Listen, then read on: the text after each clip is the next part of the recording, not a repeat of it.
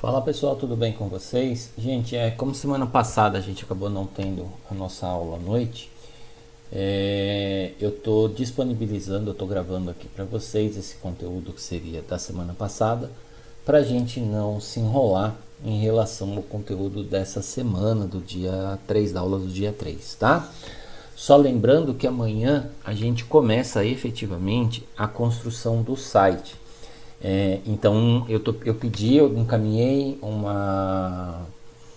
um aviso via Canvas, né? E pedi também para a Alana comunicar vocês, para não esquecer de levar o arquivo aberto, né? O arquivo editável do que vocês vão trabalhar, seja o parque ou seja o conteúdo da agência, tá bom? E aí amanhã a gente se vê para nossa quarta aula na prática, né? A aula 3 é essa que eu tô gravando agora aqui para vocês, tá? Bom, essa aula de hoje a gente vai falar basicamente a continuação daquele conteúdo que a gente começou a ver presencialmente na aula 2, tá? A gente vai direcionar um pouquinho a nossa comunicação, não só para a questão da nomenclaturas de arquivo, como que a gente cria, como que a gente edita, como que a gente salva, mas também a gente vai procurar entender quem que é um pouquinho esse perfil do usuário de internet dentro do Brasil, tá? E a partir dessa identificação desse usuário que a gente tem na internet no Brasil, a gente vai começar a entender como que a gente constrói ou como a gente estrutura a nossa página dentro da internet, tá bom? Então, primeira regra, coisinha básica que pra gente lembrar é o seguinte: evitem nomes extensos nos arquivos de vocês, tá? Sempre que for um arquivo que vai ser usado na internet, não coloque caractere especial, não coloque espaço, não coloque arroba, nada dessas coisas, tá? Não misture letras maiúsculas e minúsculas, dê preferência para escrever tudo em caixa alta ou tudo em caixa baixa, e no lugar do espaço coloque o underline, ok? Se vocês fizerem isso, já vai ajudar bastante na construção, tá? O ideal é que os nossos arquivos, que as nossas imagens, tudo que a gente for subir para a web, ele tem ali no máximo 8 caracteres, tá? O ideal, tá? Não vou falar que não pode passar, hoje em dia a gente até pode, mas por uma questão de servidores, de fazer leitura correta do arquivo da gente não dá pau, a gente trabalha com os nossos arquivos sempre salvos em até 8 caracteres, seguindo essa regrinha, ou tudo em caixa baixa, tudo em caixa alta, no lugar do espaço underline, e evite caracteres especiais, tá bom? Falando um pouquinho da internet ou de quem está usando a internet. A gente tem em torno de 8 bilhões de pessoas no mundo. Desses 8 bilhões, 680 milhões são usuários de internet. Só no Brasil, entre a população ativa, né, nós temos 32 milhões de usuários. Tá? Nós não somos o país mais conectado da internet, mas a gente também não é uma população que não tem tanto acesso. Cada vez mais as pessoas estão com acesso à internet, e isso é uma tendência a crescer cada vez mais. O país mais conectado que tem é a Suécia e o menos conectado é a Libéria. Aqui no Brasil nós passamos, né, juntando tudo que a gente passa de tempo na internet, pegando todo o tempo que a gente passa na internet, a gente fica conectado em torno de 17 horas por mês. A gente é mais conectado do que franceses, japoneses e norte-americanos. Na verdade, se a gente for parar para pensar, dificilmente nós hoje em dia acessamos ou não estamos conectados, né? Todo mundo tem ali o seu pacote de internet no celular, todo mundo tem uma internet, às vezes mesmo não sendo aquela internet mega rápida, a gente tem uma internet em casa para a gente conectar, A gente busca muita informação na internet, boas informações e informações não tão boas, né? Informações ruins. Vê a tia do Zap, por exemplo, né? Então os brasileiros eles passam aí uma boa parte do seu tempo conectado à internet. Tá? Esses 17 horas a gente está se referindo que a gente tem que pegar dentro de 30 dias, né? Um mês, de pegar o período que a gente está trabalhando, que a gente está dormindo, descontar tudo isso antes de pegar essa conexão. De uma forma geral, a gente pode dizer que os homens acessam mais a internet do que as mulheres. Só que aí tem uma série de ressalvas, tá? Os homens estão mais conectados à internet, entre aspas, em teoria sim, só que quando a gente pega públicos específicos ou assuntos específicos, a tendência é que isso varie, tá? Então, por exemplo, no meu caso, a maioria dos meus usuários, das pessoas que acessam o meu site, a minha página, é do público feminino. Tá? E é uma diferença pequena. Se a gente olhar aqui, 53% de homens, 47% de mulheres, na minha página dá em torno de 52, 51 mulheres e 48, 49 homens. Então a gente olhando friamente, a gente tem algo bem equilibrado, tá? Porém não é uma coisa que dá pra gente cravar que todo homem, ou o homem de uma forma geral, ele passa a maior parte do tempo conectado ou ele procura mais informação. Isso vai variar um pouquinho de público para público, de assunto para assunto, de interesse para interesse, tá? Ainda de uma forma geral, aqui no Brasil, a maioria dos usuários de internet, eles estão aqui nessa faixa entre 25 e 49 anos. São os maiores usuários. Inclui vocês, incluem a mim, incluem aí pelo menos as duas gerações atuais aí que estão ainda numa situação econômica ativa, né? 18 a 24 tem um bom número, 50 a 64 também. Não são insignificantes, são números bem significativos, mas não é a grande maioria. Tá? Desse público, desses usuários que estão na internet, a gente pode ver que entre quem passa mais tempo na internet é quem está ali na faixa dos 50 mais, acima dos 50 anos, seguido pelo público de 25 a 34 e depois de 39 a 49 anos. Esse é o tempo médio que as pessoas, ou que essas faixas etárias gastam por mês pendurados na internet. Tá? A gente tinha comentado na aula anterior, lá na aula 2, que a internet ela se posicionou como um meio de comunicação. Né? A internet ela se colocou ali entre a mídia eletrônica e entre os jornais e revistas. Né? Então a gente tinha TV e rádio, depois a gente tinha, do outro lado a gente tinha jornal e revista, e a internet ela foi se adaptando de uma forma aonde eu, usuário, consigo aprofundar ou não o meu conhecimento a partir de algo que me interessa mais ou não. Então, se aquele assunto me interessa, se eu entrar lá no site do UOL hoje, estou com aqui minha tela diferente. Se eu entrar aqui no site do UOL e quiser ler, não quero ler sobre a Rússia, mas também não quero ler do Bolsonaro, lá vamos ver aqui, ó, eu quero saber da janela, que é assunto mais banal, mas a janela, janelas e sondagens no Brasil, como a guerra na Ucrânia afeta o Pedrinho, o Neres e o Maicon. Nunca ouvi falar dos três, mas vamos supor que seja esse o assunto que eu quero. Esse assunto ele se tornou um assunto relevante ou não, né?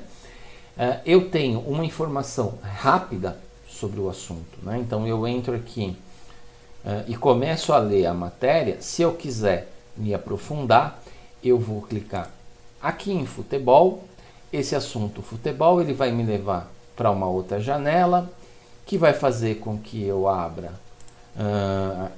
se eu for assinante, não é o caso, abra um outro assunto e abra um outro assunto, e isso vá aprofundando o meu conhecimento. Ou seja, se eu quiser me aprofundar no assunto futebol, eu não preciso ser tão superficial quanto a TVE, não preciso ser tão profundo como o jornal, né, ou a revista pode vir a ser. Eu posso ficar ali no meio termo, ou eu posso ir me aprofundando cada vez mais dentro desse conteúdo, dentro desse tema que eu passei a buscar, tá?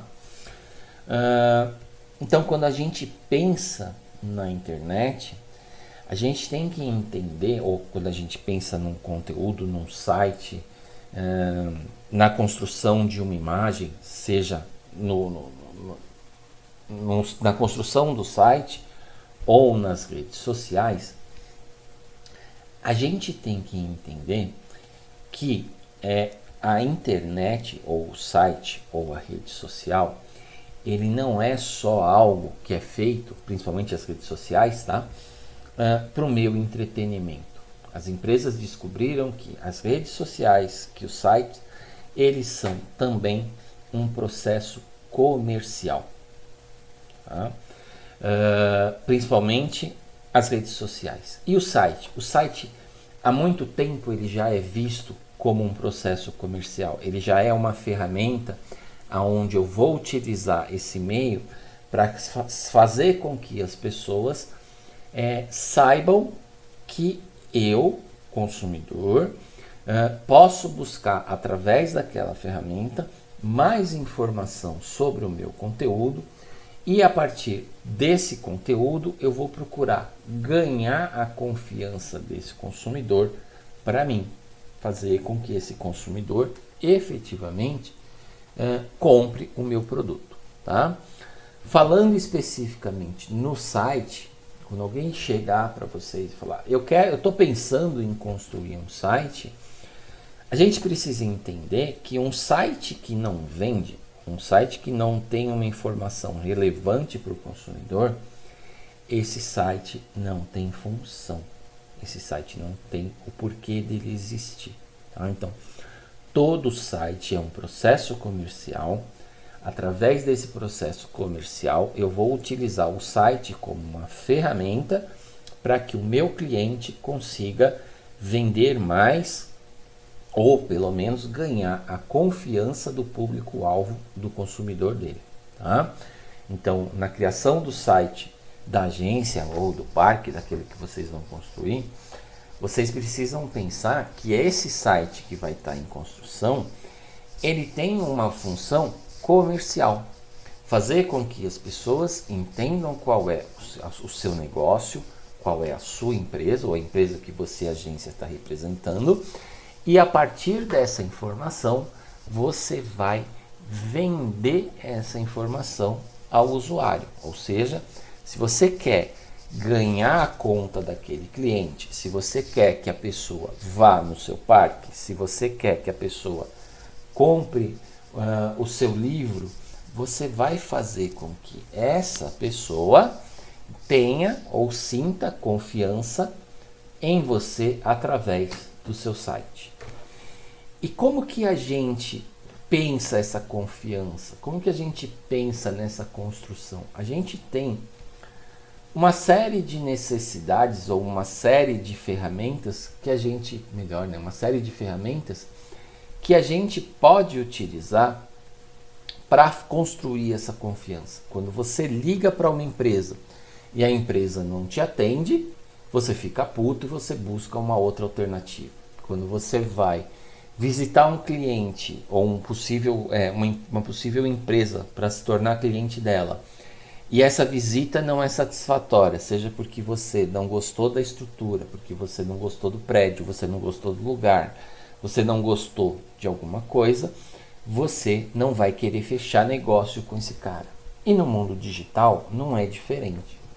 A gente tende a pensar, as pessoas tendem a pensar que a gente ainda vive numa internet onde o meu site ele é o grande conversor de cliente, e não é mais. Na verdade, o meu site, o site da empresa, a gente considera ele o porto seguro, ou seja, é aquele lugar onde vai ter tanta informação, vai ter tanto conteúdo ali disponível, que você vai olhar e falar, nossa, esse cara sabe muito desse meu conteúdo. Só que para eu fazer esse consumidor chegar no meu site, eu vou ter que usar o Facebook, o Instagram, o LinkedIn, o Google,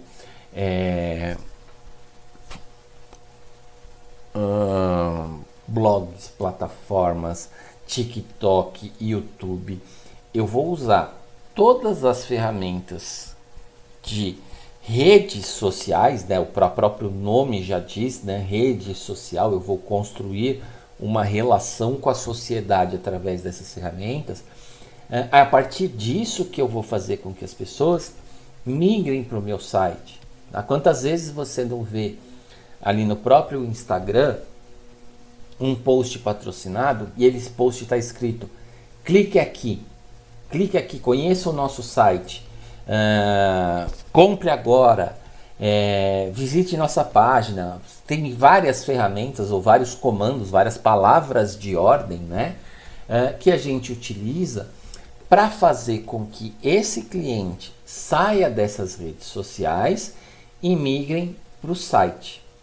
Só que para que eu faça com que esse consumidor saia da rede social, visite o meu site e efetivamente eu tenha confiança para comprar alguma coisa dele, eu preciso fazer com que esse consumo, empresa, preciso entender qual é a necessidade desse cliente. Aí a gente migra para um outro assunto que é importante, mas que não é o nosso foco nesse momento, que é o marketing. Tá?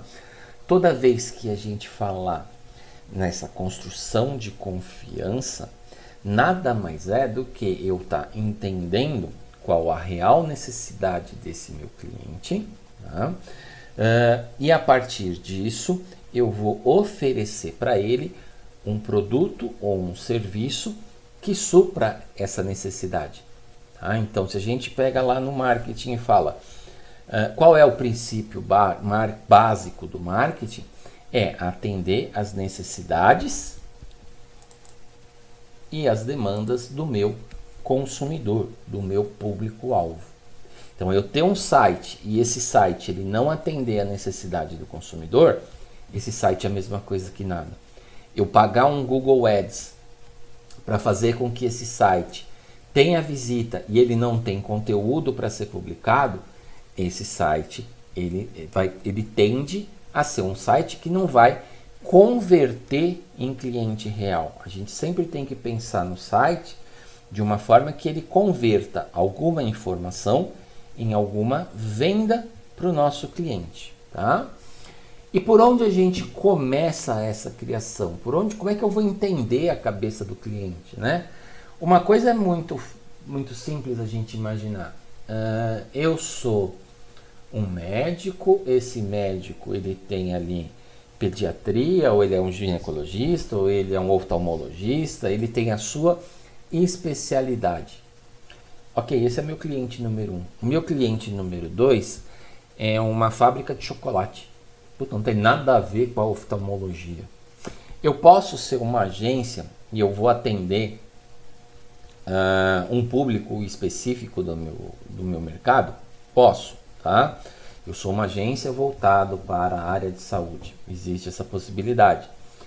Mas, a não ser que eu seja louco de rasgar dinheiro, né? Se o cara bater na minha porta e falar, pô, você trabalha com empresa de chocolate? Pô, trabalho, não vou jogar dinheiro fora. Não vou falar pro cara, não quero.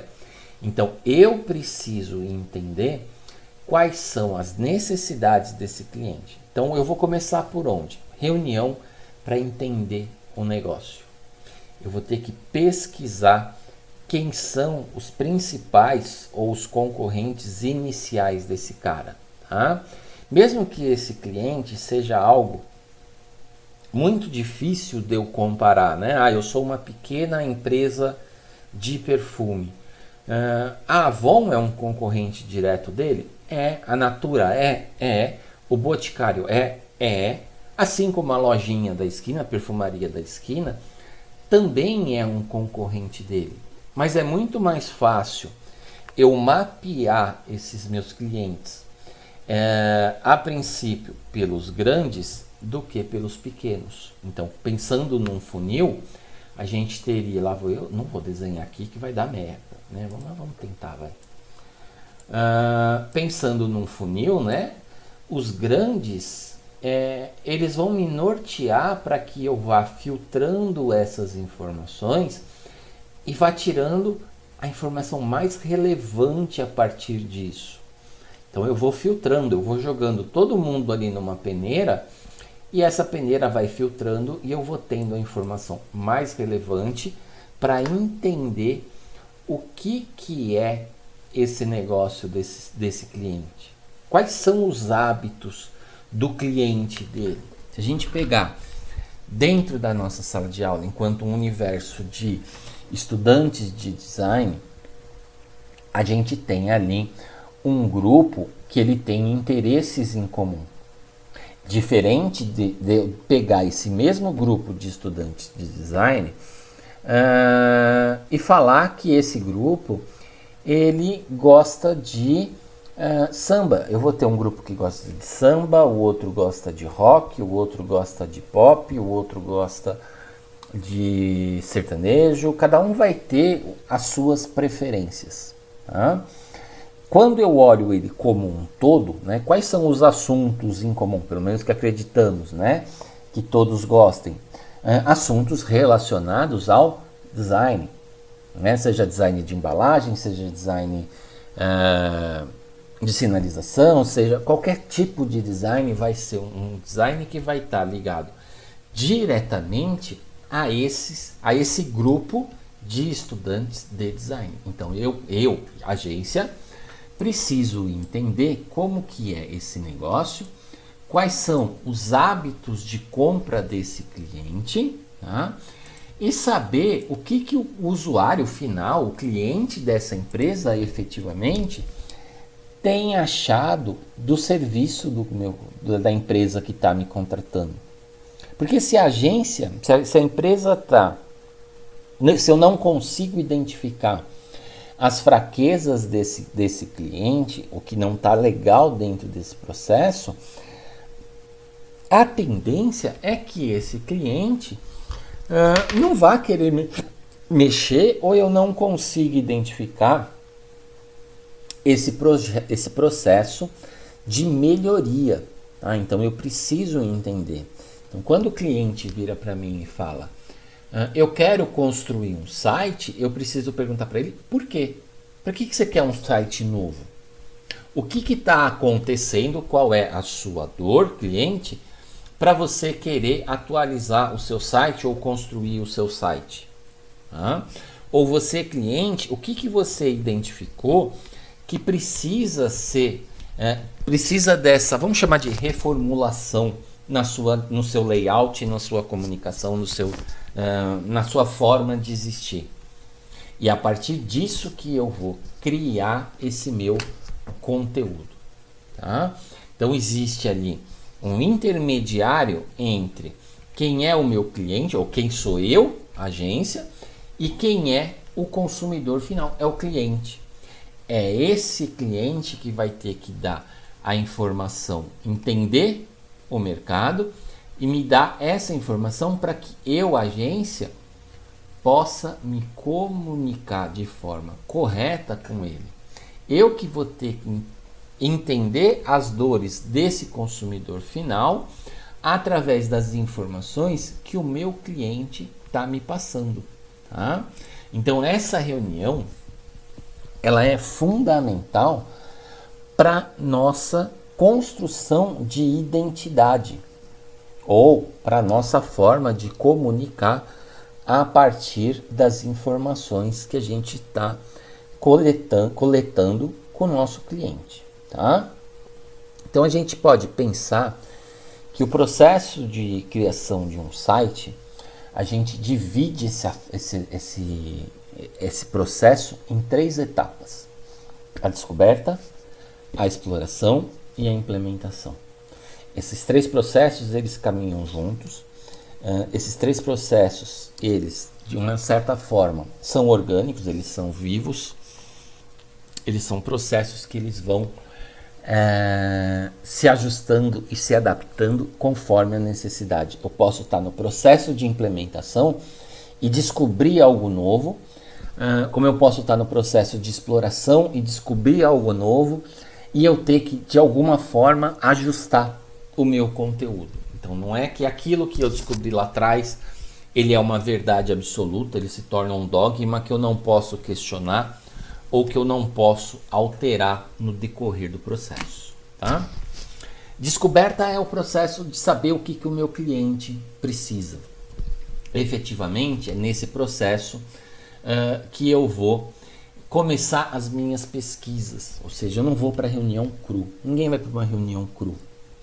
Antes dessa reunião, eu já tenho que saber mais ou menos o que é o mercado. Então, aí eu atendo aqui uma ótica.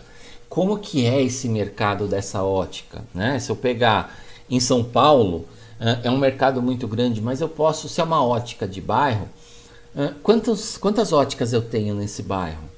E no bairro vizinho, será que o possível cliente ele não vai de um bairro para o outro?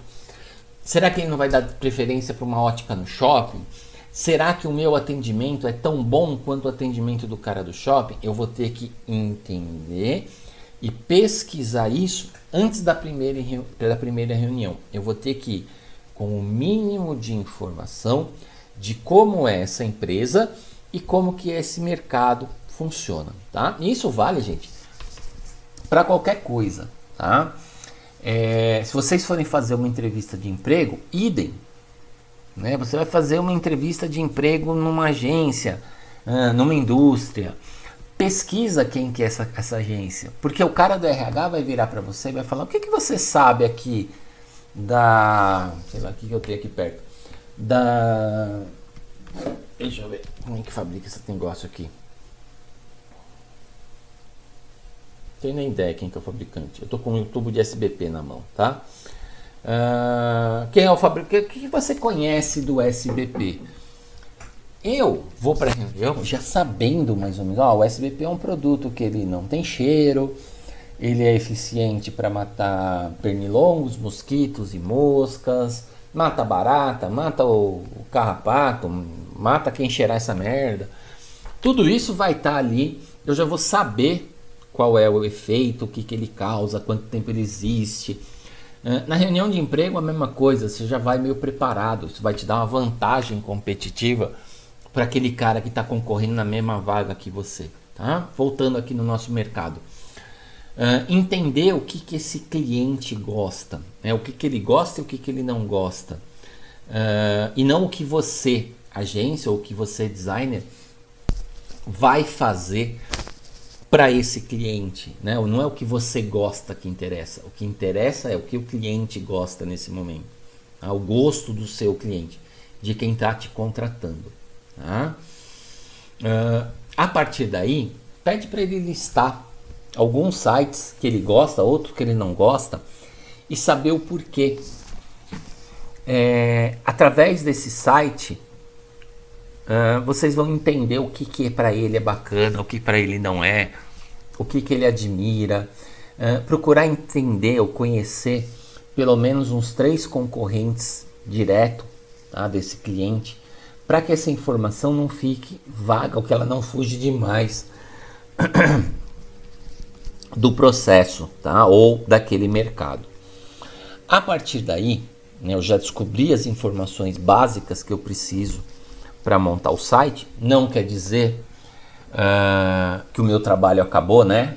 Eu estou empurrando tudo nas costas do cliente, agora o cliente vai me dar tudo. Muito pelo contrário, ele só está te dando um norte, tá? Agora eu, agência, ou eu, designer, vou começar a esboçar essas informações, a entender esse cliente, saber O que esse público-alvo quer? Né? Eu vou ter que me colocar no lugar desse público-alvo. E a partir do momento em que eu me coloco no lugar do público-alvo que vai acessar esse site, eu tenho que pensar, será que está claro a informação? Será que o cliente vai ter dificuldade de encontrar a informação dentro do site? Como que eu faço, se eu fosse o consumidor, como é que eu vou navegar a partir do momento em que eu estiver nesse site, nessa página, tá? Então eu começo a entender algumas coisas da lógica da construção do site a partir da cabeça do meu cliente, né? Como exemplo, uma coisa é eu construir um site para um público jovem. O jovem, ele acessa o site, ele já vai naturalmente explorar as páginas, ele já sabe aonde ele clica, onde ele não clica, eu sei qual que é o gosto dele. Mas e se esse consumidor for um velhinho? A informação vai ter que estar muito mais clara, porque esse velhinho ele não é um nativo da internet, ou seja, diferente de vocês que já nasceram dentro da internet, né? O velhinho, no caso, eu me enquadro nisso, né? Olha que situação ridícula que eu me pus agora, eu vou ter que confirmar a minha teoria. O velhinho, me chamei de velho porque eu nasci e não existia internet. Na verdade, male existia telefone, era caro pra cacete, né? Não tinha televisão colorida. O Lívio, então, era mais velho ainda. O Lívio, acho que não tinha ainda rádio quando o Lívio nasceu. Olha quanto tempo faz. Brincadeira. Imagina que para o nativo navegar dentro do site é muito fácil. Tá? Aquele que nasceu dentro dessa geração, ele olha para o site, ele não tem dificuldade em navegar. E vocês podem olhar para esse site e até pensar, nossa, é muito fácil navegar aqui. Mas e se o público, se o consumidor desse cliente for o velhinho de 60 anos? Será que para ele ele se enquadra? E o cara que está nos 50? E o cara que está nos 40? Esse cara ele não nasceu com internet. Esse cara ele foi jogado dentro da internet. Ninguém nunca chegou para ele e falou, olha, aqui clique aqui, por exemplo, tá? Teve que alguém ir lá e escrever, clique aqui. Porque senão o cara ia ficar olhando para a tela, que nem um bocó, sem chegar a uma solução, tá? Então pensa que dentro desse processo criativo, muitas vezes, menos é mais. Quanto mais simples for o processo de navegação do seu site, eu não estou falando de vou montar um site minimalista, não é isso, o site minimalista é para coisa de preguiçoso. Quanto mais simples for o processo de navegação do site, mais atrativo ele vai se tornar. Então aquela estrutura que a gente falou do mapa mental do site de vocês, lá na aula 2, do mapa mental, o ponto de ônibus, a linha do ônibus, né? Naquela aula que a gente define qual a prioridade, ou o que é o que, a gente tem que pensar o que pode ir junto com o que dentro do site. Tá? Eu posso agrupar essa informação e dessas duas informações criar uma página única. Será que não fica mais atrativo para esse consumidor? Tá? E aí sim, a partir daí, eu vou começar a pensar na implementação desse site. Primeiro eu vou rabiscar esse layout, eu vou desenhar uma primeira página, eu vou fazer um RAF dessa primeira página. Eu vou pedir para o cliente aprovar essa estrutura do site, se ele concorda. Tá? Não é um trabalho que você faz sozinho. Você pensa naquela estrutura e você vai conversar com o seu cliente. Tá ok assim? Você que conhece o cliente, né? Você tem que aprovar e tem que olhar, não, esse conteúdo assim fica difícil para o cliente entender. Aí sim eu vou começar. A partir do momento em que tudo isso está alinhado, eu vou partir para o layout da página efetiva ou das páginas do site. Tá? E o que eu tenho que considerar para um site ser bom? O que eu posso falar de um site bonito ou um site bom? Design e usabilidade. Tá? São os dois itens fundamentais, ou os dois pilares fundamentais para a construção de um site. Usabilidade é o que torna o site fácil de ser navegado, é o que torna a informação fácil de ser encontrada. É o mapa mental do site de vocês. E qual é a informação? Como é que ela vai estar colocada? Vai ter uma imagem de apoio? Vai ter um ícone? Vai ter um desenho? Aonde vai estar essa imagem? Como ele vai se comportar quando navegar? Isso é usabilidade. Tá? Só que atrelado a isso, eu também tenho que pensar na estética dessa página. Né? Lembra que o termo design vem de desenho. Né? Então, quando a gente fala nessa combinação entre estrutura e design, a gente não tem como dissociar essas duas informações. Eu não tenho como chegar e falar, olha, eu vou pensar no layout e você pensa no texto. Eu vou pensar na cor, você pensa na fonte. Eu tenho que pensar como um todo. Eu tenho que pensar esses dois itens caminhando junto, tá? Então, esses dois itens juntos, usabilidade e design, eu posso considerar que eles são fundamentais, e a gente bota uma aspas para falar que ele é bonito. Então, eu vou ter um bom site ou um site bonito a partir do momento em que eu tenho um layout que é fácil de se usar e agradável aos olhos do nosso público, do nosso consumidor. Tá? Eu vou ter que abrir a porta aqui, só um minuto. Não vou não, ele deitou. É o gato. Então, o que eu vou ter que pensar? Nas cores, na forma, na tipologia, na distribuição dos elementos, no meu design efetivamente. Se a gente for pensar, a gente vai começar a estruturar a página a partir de um grid. Eu vou dividir essa informação em 2 colunas, em 4 colunas, em 3 colunas, mas eu tenho que ter essas referências de colunas na hora de criar ou de distribuir o conteúdo. Tá? Primeira coisa. Então pensa no site de vocês, num primeiro momento, como se fosse uma página de jornal. Página de jornal nada mais é do que 5 colunas, 4 ou 5 colunas. Né? Normalmente a gente divide um site em 5 colunas. 1, 2, 3, 4, 5. 1, 2, 3, 4, 5 colunas. Tá? Quem divide isso é o Leandro? Não, quem dividiu isso foi a Assis Chateaubriand lá no começo do século XX. Porque a gente tinha jornal com 3 colunas, uma coluna media 5, a outra media 7, a outra media 6,5, e isso dificultava a publicação do conteúdo. Então, Assis Chateaubriand ele teve lá a ideia de diagramar os conteúdos com colunas fixas. Tá? É ele que vai fazer.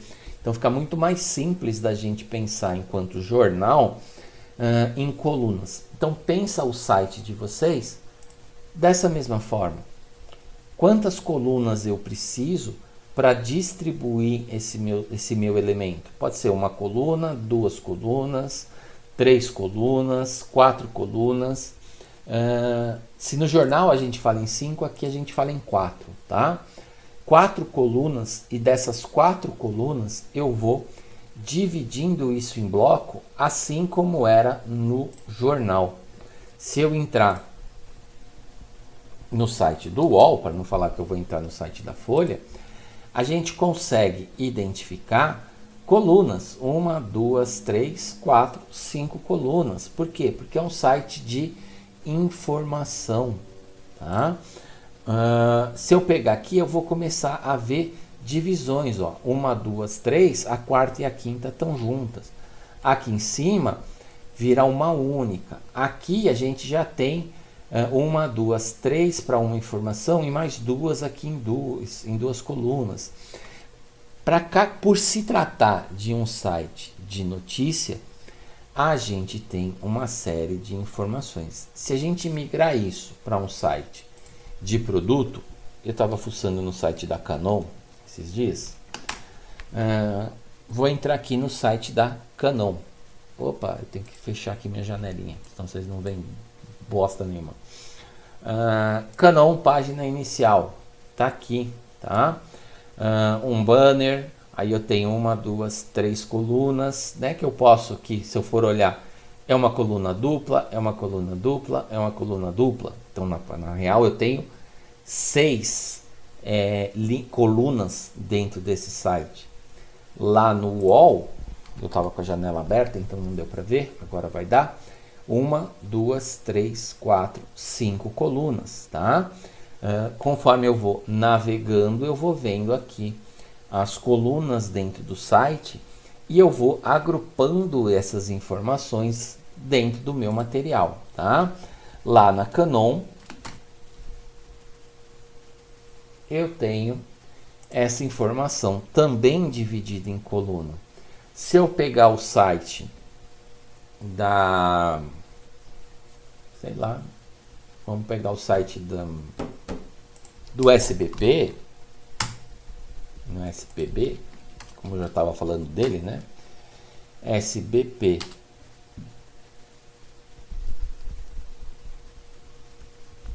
Spray. Ele deve ter o site, o hot site dele, ó, SBP Protege. Se a gente entra nesse site, estou entrando pela primeira vez, tá? A gente tem também colunas aqui, ó. Eu tenho um banner inicial, aí eu tenho aqui as 5 colunas agrupadas, são 6 colunas, tá? 1, 2, 3, 4, 5, 6 colunas. Eu posso ir dividindo isso em outras colunas, 1, 2, 3, 4, 5, 6. Se eu clicar, eu tenho uma outra informação. Então isso vai variar, tá? E repara que essas estruturas, elas tendem a ser distribuídas de forma irregular, ó. Tá? Quando eu tenho uma janela falando com um banner, embaixo eu não tenho uma informação única, eu tenho uma informação dividida em 2. Na sequência, eu tenho um bloco, depois eu tenho 2 blocos e um terceiro bloco. Aí embaixo eu tenho 4 blocos, 4 colunas diferentes. Então essas estruturas elas vão variar dentro da própria diagramação que vocês vão montar no site de vocês. Quanto mais informação tem dentro dessa página, mais eu preciso dividir. Tá?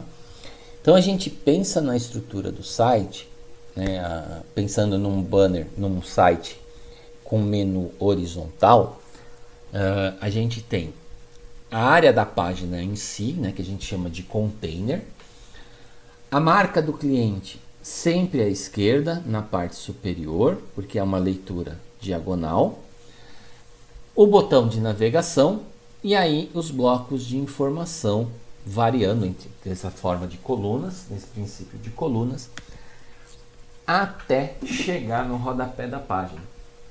Todo site tem que ter rodapé, Leandro? Sim, todo site tem que ter rodapé, para eu não ter a falsa sensação de que aquele site tá com pau, ele não conseguiu carregar o restante. O rodapé ele serve para informar que a página acabou, tá? E aí essa estrutura horizontal, ela vai variar, como eu disse, de acordo com a quantidade de informações que eu tenho no meu site, na minha página. Tá? Posso ter submenu, posso ter um menu simples. Se eu tiver um portal de notícias, aí eu não vou trabalhar com menu horizontal, eu vou trabalhar com menu vertical. Só que aí eu perco, né, uma coluna praticamente só para pôr esse menu. Tá? Então isso são informações que vão variar de acordo com as estruturas que vocês estão criando para os sites de vocês. Tá? Existem sites que eles vão ajudar a gente a fazer essa diagramação ou essa distribuição de coluna. O ideal é que a gente pense ali entre 4, 5, no máximo 6 colunas dentro de um site. Tá? Em média vai ter ali 380 pixels, 280 pixels, 220 pixels. Lembra que o pixel não é uma unidade de medida fixa. Ele vai variar de acordo com aquilo que a gente tem de informação ou de acordo com o tamanho da nossa tela. Tá?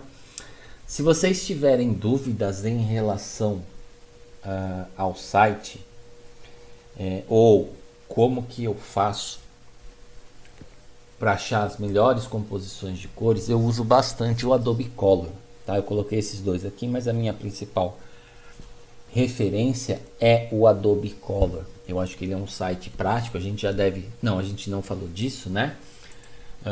Mas o Adobe Color, ele é um site muito bom da gente usar, da gente ver ali combinações de cores. Assim que ele carregar, a gente consegue até olhar, né?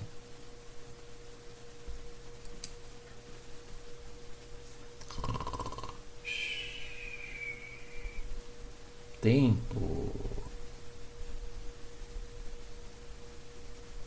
Mas, oi. Tá difícil o negócio aqui hoje.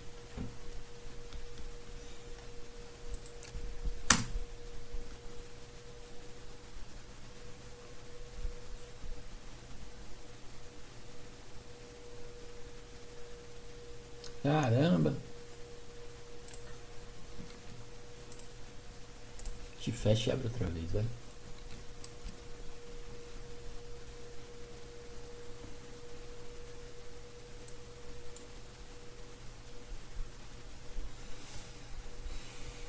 Isso aí, né? Tá vendo que o Adobe Color tá bom. Deve ser a minha internet, né? Óbvio, né? Pra variar. A Lana deve estar rachando o bico, vai morrer de rir a hora que ela vê isso daqui, porque ela vai falar, kkkk, não carrega. Se ela assistir a aula, né, que tá gravada aqui bonitinha pra vocês. Deixa eu carregar e já volto nela. Tipografias. Dentro de um site, a gente procura usar no máximo 3 fontes. Tá? Evita usar mais fonte do que isso. Eu uso bastante ou o próprio site da Adobe ou o Google. Tá? Cuidado para não salvar a imagem como fonte, porque o Google não consegue encontrar. A gente já falou um pouquinho disso lá na aula 2, né? O Google ele precisa do texto digitado para que ele possa fazer a busca, para que os seus motores de busca consigam entrar. Ainda não entrou. Mas em média a gente usa aí 3 fontes na hora de criar o nosso site, nossa página. Tá? Eu não gosto de usar em site fonte serifada. Tá? Mas isso vai variar de acordo com o estilo do cliente. Eu acho que o site fica mais confuso. Vocês tiveram aulas de tipografia, mas a fonte serifada, na minha opinião, dá um ar muito clássico para um site. Tá? Eu prefiro as fontes sem serifa, mas isso é uma questão pessoal. Tá? Ninguém é obrigado a usar fonte serifada ou não serifada só porque o Leandro quer ou deixou de querer. Tá? Evitem fontes script, aquelas fontes rebuscadas, e fontes display na hora de criar conteúdo. Se você tiver que usar um desses dois estilos, aí sim você vai salvar como uma imagem e vai colocar lá e não tem o que fazer, você vai perder um certo conteúdo da sua página. Tá? Você vai ter que compensar isso em outro lugar. Tá? Recomendação básica, né? Fontes modernas você não usa serifa, fontes clássicas vocês usam serifa à vontade, tá?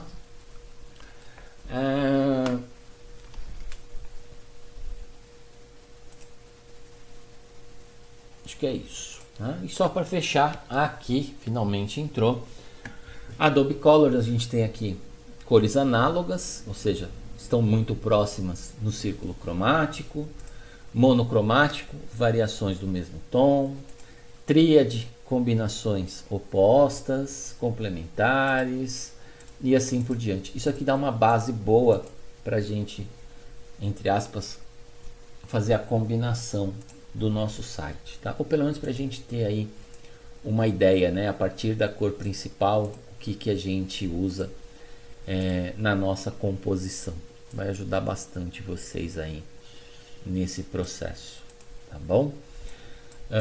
Mais ou menos isso é o que a gente teria visto. Tem mais algumas informações que a gente que eu vou deixar para falar presencialmente lá em sala de aula, mas isso aqui é mais ou menos a base que a gente precisaria ter visto na aula da semana passada, tá?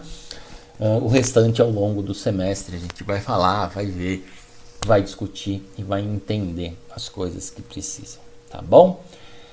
Eu vou deixar esse link disponível para vocês aí ao longo do semestre. Quando tiver dúvida, só consultar, beleza? Então, lembrando, amanhã, dia 3, a gente tem a nossa aula presencial normal. Beijo, fiquem bem, até amanhã. Fui.